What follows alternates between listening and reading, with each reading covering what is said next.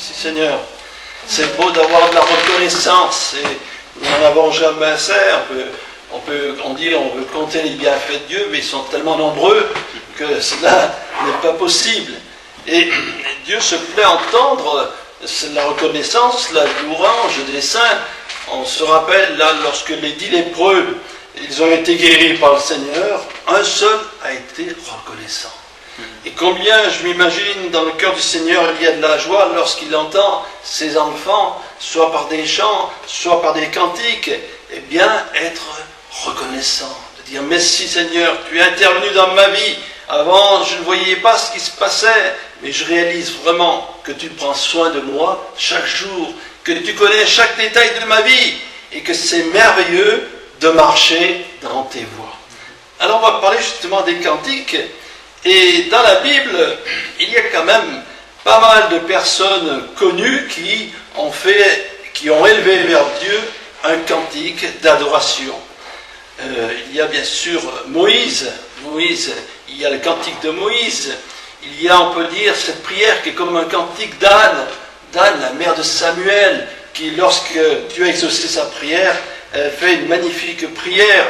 Et puis il y a aussi le cantique de David, de Salomon, il y a le cantique aussi d'autres personnages de la Bible. Et aujourd'hui, nous allons voir le cantique de Marie dans le Nouveau Testament, au chapitre 1. C'est très intéressant de lire ce chapitre premier. Là, il est très riche. Dans ce chapitre premier, il y a bien sûr l'annonce à Marie, l'ange Gabriel qu'il va lui annoncer qu'elle sera enceinte et qu'elle retournerait en elle le Seigneur Jésus-Christ. Et puis nous allons lire dans le verset 39 la suite. Voilà la suite. Ce qui est étonnant, c'est pas simplement Marie, mais Élisabeth. On oublie un peu Élisabeth, la cousine de Marie, et finalement ces femmes se sont retrouvées ensemble dans des circonstances particulières. On se souvient de Zacharie, ce sacrificateur, et Élisabeth, sa femme qui était pourtant assez âgée et qui n'avait pas d'enfant. Et là, l'ange va dire à Zacharie donc qu'il aura un enfant qu'il appellerait Jean. Et c'est Jean, le Baptiste, celui qui a préparé la venue du Seigneur, dont la Bible dit qu'il est le plus grand des prophètes. Pourquoi ? Parce qu'il a préparé la venue du Seigneur. Et puis, il y a Marie. Voilà Marie, cette jeune fille. Il a aussi la visite de l'ange Gabriel. Et l'ange lui annonce que dans son sein, elle portera Jésus, qu'elle mettra au monde. Donc voilà deux femmes qui sont dans des circonstances particulières. On peut s'imaginer dans ces villages-là de savoir que Élisabeth allait avoir un fils à un âge avancé. Ça devait être quand même assez étrange. Et que Marie, qui n'était pas mariée à Joseph, attend un enfant aussi. Et on peut dire que Dieu agit de certaines manières, parfois qui nous paraît étonnantes, pour accomplir ses plans. Et je m'imagine que Marie et Élisabeth étaient des femmes pieuses et qu'elles se voyaient souvent. Et dans ces circonstances difficiles qu'elles ont traversées, ça a été vraiment sûrement un bon moment de communion fraternelle. Il y a parfois, on peut être simplement 2 ou 3 frères et sœurs, et vraiment dans des moments difficiles, vraiment se prier, s'exhorter, s'encourager, et vivre des moments intenses.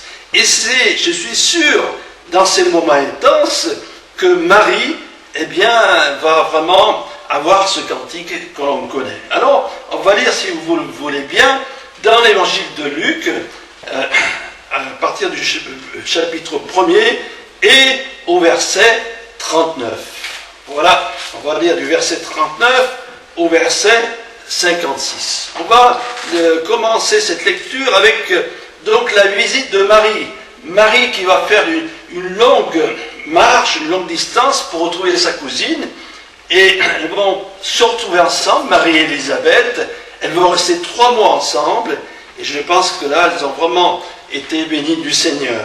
Alors, lisons, si vous voulez, ce texte, Luc chapitre 1er, verset 39. Dans ce même temps, Marie se leva et s'en alla en hâte vers les montagnes dans la ville de Juda, Et il entra dans la maison de Zacharie, et salua Élisabeth. Dès qu'Élisabeth entendit la salutation de Marie, son enfant tressaillit dans son sein, et elle fut remplie du Saint-Esprit. Elle s'écria d'une voix forte, « Tu es bénie entre les femmes, et le fruit de ton sein est béni. Comment m'est-il accordé que la mère de mon Seigneur vienne auprès de moi?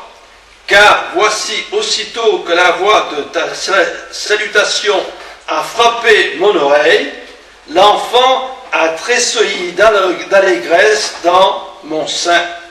Heureux celle qui a cru, parce que les choses qui lui ont été dites de la part du Seigneur auront leur accomplissement. » Et Marie dit, « Mon âme exalte le Seigneur, et mon esprit se réjouit en Dieu mon Sauveur, parce qu'il a jeté les yeux sur la bassesse de sa servante, car voici, désormais, toutes les générations me diront bienheureuse, parce que le Tout-Puissant a fait pour moi de grandes choses. Son nom est saint, et sa miséricorde s'étend d'âge en âge sur tous ceux qui le craignent. Il a déployé la force de son bras, il a dispersé ceux qui avaient dans le cœur des pensées orgueilleuses, et il a renversé les puissants de leur trône, et il a élevé les humbles, il a rassasié de bien les affamés, et il a renvoyé les riches avides. Il a secouru Israël son serviteur, et s'est souvenu de sa miséricorde, comme il avait dit à nos pères, envers Abraham et sa postérité pour toujours.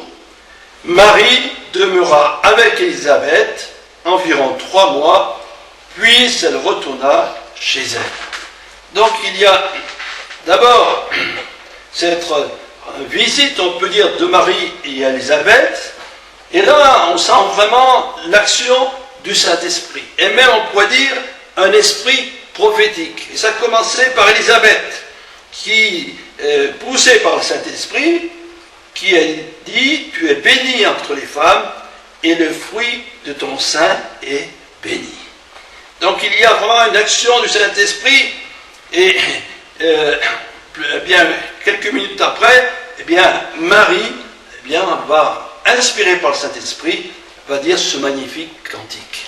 Et dans ce cantique, vous retrouverez beaucoup de versets des psaumes. Bien sûr que du temps de Marie, d'Élisabeth, on n'avait pas la Bible en entier. Il y avait simplement, bien sûr, la Torah, les 5 livres de la Bible, depuis de Moïse. Il y avait aussi les psaumes, peut-être les livres historiques, mais c'était surtout les psaumes qui étaient chantés. Ça c'était bien, ils étaient chantés, et ils avaient donc l'habitude, lorsqu'ils allaient dans la synagogue, de chanter des psaumes. Et ce cantique de Marie, il parle un peu, disons en résumé, de celui qui est humilié, de celui qui est abaissé, Dieu va le relever. Voilà le thème central de ce cantique, et on peut le décomposer en 3 parties. D'abord, la reconnaissance, Marie fait une reconnaissance de la grâce de Dieu sur son humble personne. En deuxième partie, c'est la reconnaissance que Dieu fait aux humbles et qu'il abaisse les orgueilleux. Et la troisième partie de ce cantique, c'est on peut dire, l'humble pays d'Israël sera élevé selon la promesse d'Abraham.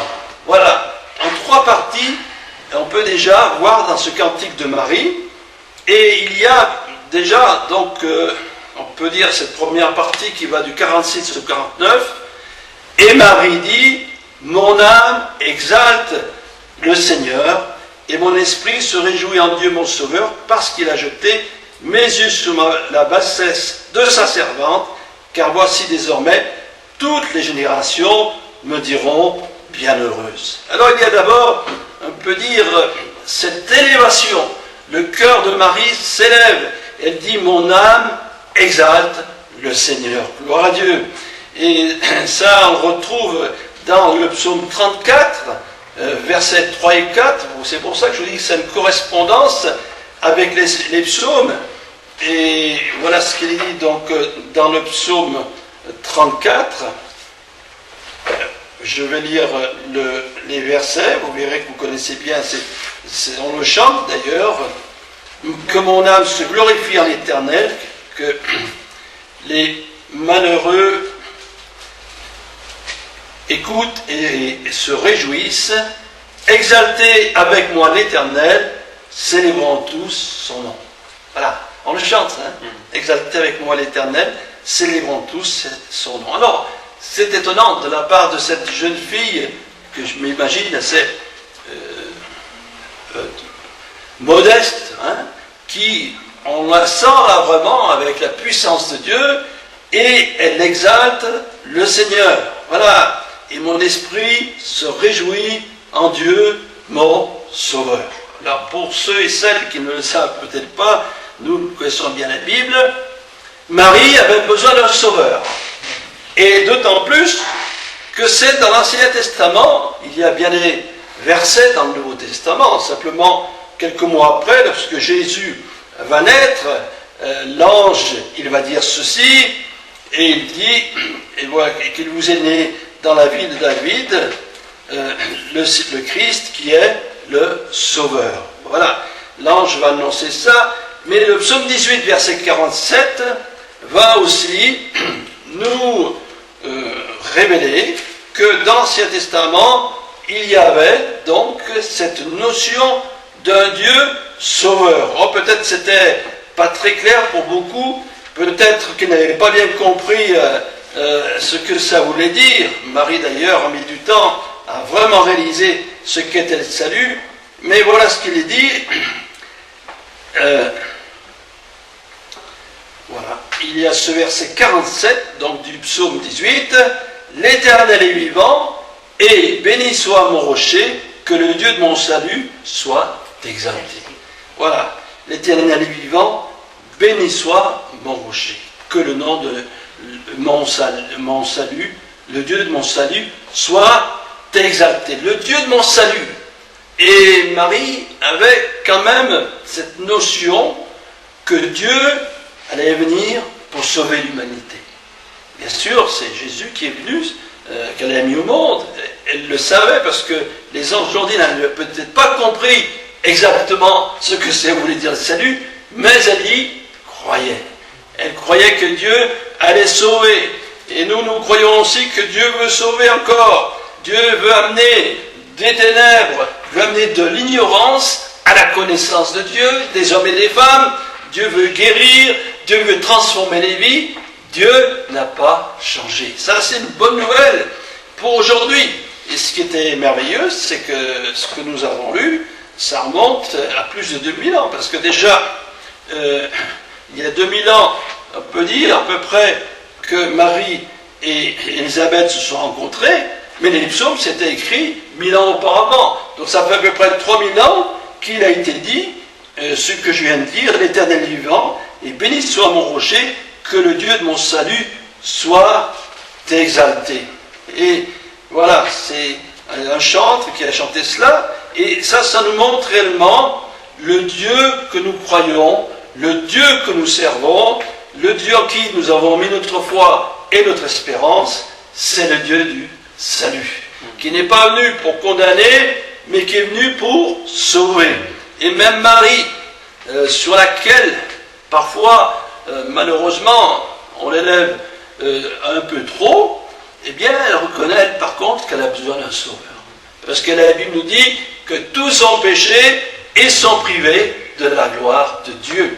Et ce qu'il y a de bien, c'est que sur la terre entière, qui a aujourd'hui 4-7 milliards d'habitants, depuis la création du monde, il y a seul Jésus qui s'est fait homme qui n'a jamais péché. Mais tous les êtres humains sont pécheurs et ont besoin de la grâce de Dieu. Voilà le beau message de l'Évangile que Jésus allait annoncer et que Jésus allait accomplir en mourant sur la croix. Non seulement il a annoncé ce message, Jésus, mais il l'a accompli. Jésus est l'agneau de Dieu qui ôte le péché du monde. Et sans la mort de Jésus, nous ne pourrions pas être rassemblés dans son nom. Nous ne pourrions pas avoir la foi et l'espérance. Gloire à Dieu. Maintenant, donc là, c'est quelques versets que je vous ai lus. C'est la reconnaissance du cœur de Marie qui élève le Dieu Tout-Puissant.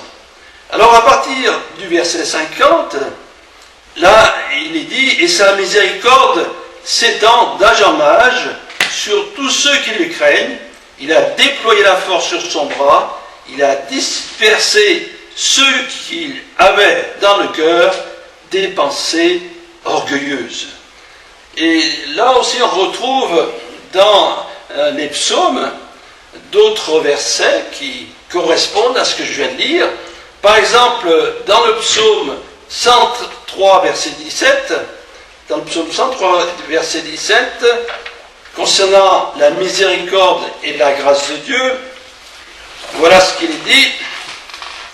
Mais la bonté de l'Éternel dure à jamais pour ceux qui le craignent, et sa miséricorde pour les enfants de leurs enfants.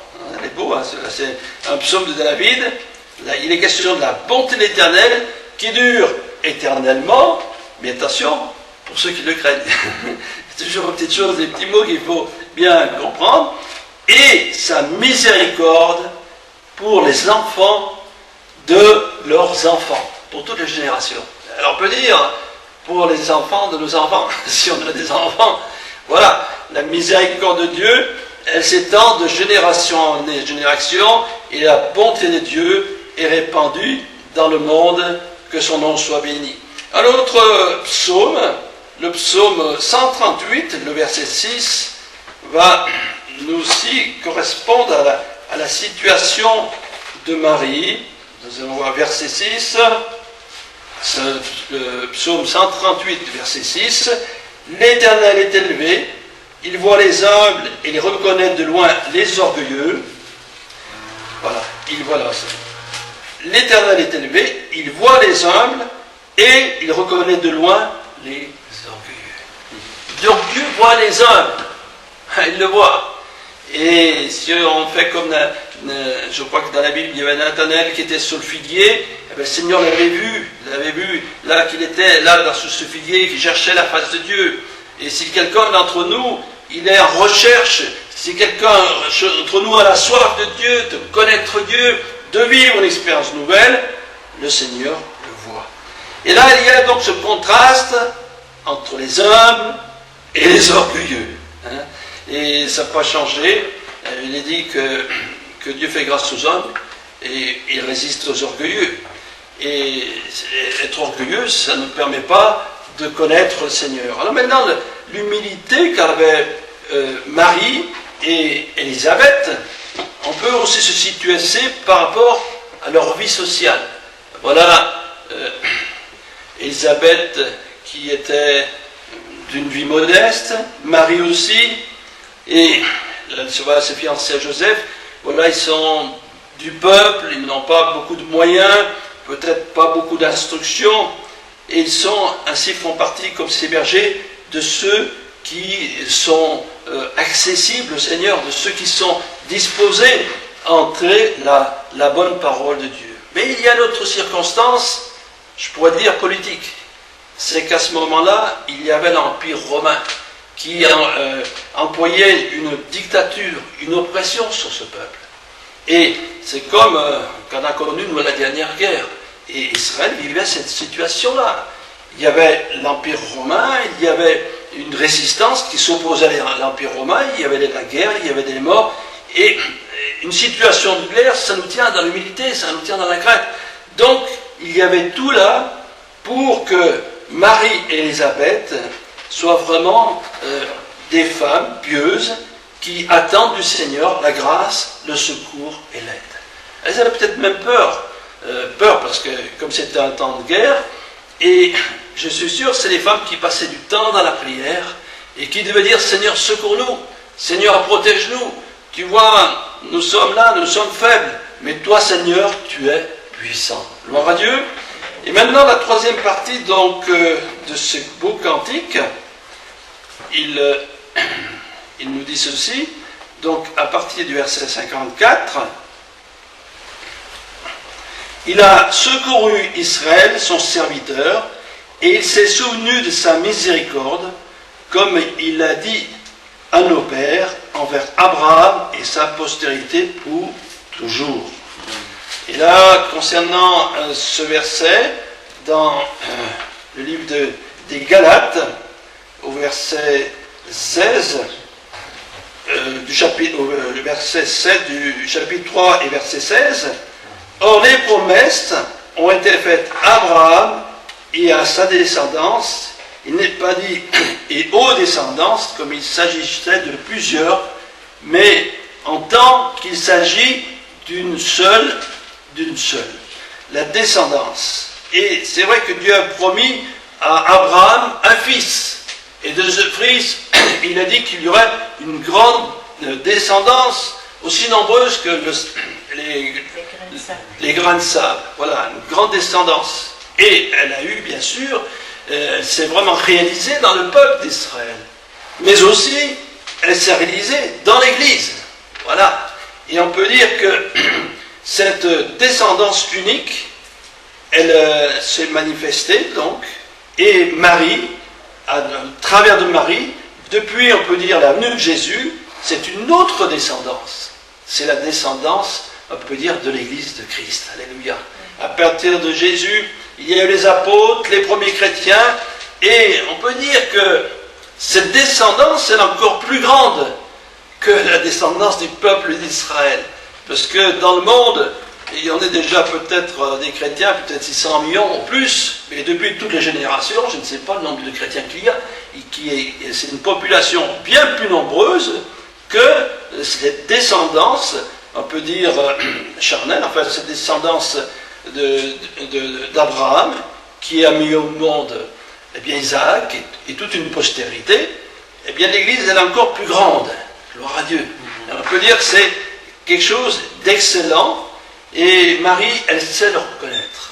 Et nous aussi reconnaissons finalement que le peuple de Dieu est un grand peuple. Même si nous sommes peu nombreux ici, nous savons que dans le monde, il y a des assemblées dans tous les pays du monde, dans les villes, dans les villages, dans les tribus. Et depuis la venue de Jésus, ça remonte à 2000 ans, il y a eu des milliers et des millions de chrétiens, d'hommes et de femmes, qui ont confessé le bon nom de Jésus et qui sont nés de nouveau. Et en parlant de cantique, il y en aura un merveilleux dans le ciel où tous ceux qui ont été rachetés par le sang de Jésus, tous ceux qui ont connu une vie nouvelle, tous ceux qui ont abandonné leurs péchés, tous ceux qui sont visités par le Saint-Esprit, chanteront un cantique merveilleux. Ce sera le choral.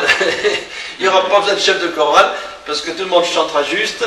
Et n'importe comment, ça sera un chant nouveau que personne ne connaît, donc c'est le Seigneur qui sera le chef d'orchestre. Et on pourrait dire que ce sera un cantique extraordinaire. Vous vous rendez compte là, être dans le ciel, plus de maladies, plus de souffrances, plus de tracas, plus d'infos, pas plus, plus d'infos, parce que ça aussi c'est quand même un peu pénible, hein, 24 sur 24, ça quand même, ça fait un peu mal aux oreilles tout ça. Ça sera simplement l'adoration, la vérité, avec Jésus, la pureté, la sainteté, et la joie et l'amour qui s'élèvera de tous les cœurs qui ont été sauvés. Quelle chose extraordinaire. Eh bien, Marie, elle nous a déjà, on peut dire, prophétisé tout cela, parce les commentateurs disent que finalement, ce cantique de Marie, c'est comme une prophétie, puisque ça annonce des choses à venir. Et Marie, donc, a elle aussi été reconnaissante envers Dieu de son salut. Et nous voulons aussi le reconnaître. Nous voulons dire que nous sommes humbles, nous sommes petits, peut-être faibles dans ce monde, nous n'avons pas d'importance. Mais Dieu voit les humbles, et Dieu un jour saura élever son peuple dans la gloire qu'il a préparée. Amen. Amen. Merci Seigneur pour ce cantique, où vraiment, Seigneur, tu nous fais montre, Seigneur, combien une humble femme a su reconnaître qu'elle avait besoin du salut, Merci Seigneur, parce que si tu fais grâce aux humbles, et puis tu résistes aux orgueilleux, Seigneur aussi, et par ce cantique aussi, tu nous montres que la postérité d'Abraham aboutit à cette grande église, cette grande assemblée qui un jour sera dans le ciel et pourra te louer et te célébrer pour l'éternité. Amen.